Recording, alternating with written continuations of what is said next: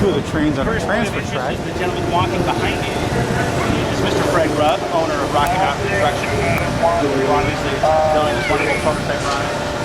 What we're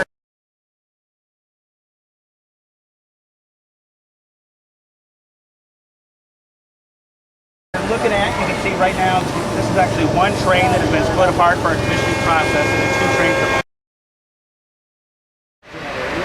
then you go to a smaller, huge loop, all in your line. Okay, you know, the trains never stop moving. It's a moving station. So you be automatically the order of the line.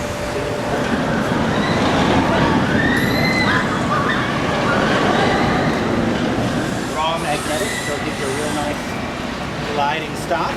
After the permanent magnetic brakes, they do nothing. They just sit there. They don't move.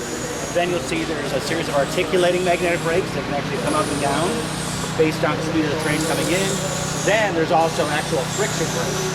You're familiar with the traditional pinch brakes. You picture that kind of turn and popping up so you can actually grab it. Before getting into the control tires that then control the speed. You can see that on the kind of the turnaround, there's like a raised section. Is that what's going to put the air into the cars? No, that is what will control all the sensors. So everything on board, that was basically a hot rail and a communication rail. So as the train hits that, it will start talking with our onboard computers to say, the restraints are open, restraints are closed, here's what's happening on board. Underneath that, if you look at the beginning, you'll see what looks like a piston. That's what actually will charge the train with air. So the train's going to come around that corner and kind of hang out of the station a little bit. That's going to come up and supercharge the tank. That tank is what will unlock all the restraints. So as the train pulls in, after it's supercharged, the train pulls in, restraint 1 opens, restraint 2 opens, restraint 3 opens, restraint 4 opens. Once guest 8 gets in locked, then as soon as everyone says, okay, everything is locked, then that train is going to dump the air. So there'll be no air on board at all. So this way, again, those restraints can't open. They're dual latching. There's plenty of redundancies on that as well. Let's clear for the wheels. What kind of types of wheels are they using right now for smoothness? They're all polyurethane. They are polyurethane? Standard wheels. Yeah. Okay. Yeah. And if you look at the bogies, you'll see there's 2 road wheels, 2 side friction, 2 up stop. So it's a real nice carriage. Okay.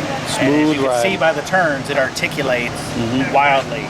Through all the test cycles, there's no doubt it truly sounds and will feel like you're riding on top of a rocket. So just picture if you were truly straddled on a rocket holding on to that thing, just going crazy underneath you. It truly gives that type of feel. In my opinion, it's going to be a backseat ride. When you go over the 90-degree drop, it's just going to be completely wild and intense. Awesome. If you look at the top of the Raven element, which is to our right, if you're sitting in the front, you're going to have some wonderful airtime moments before cresting and being forced upside down. Nice. While going upside down. It's really neat. All of these larger foundations are actually completely submerged, and the water is going to be roughly like there. Okay.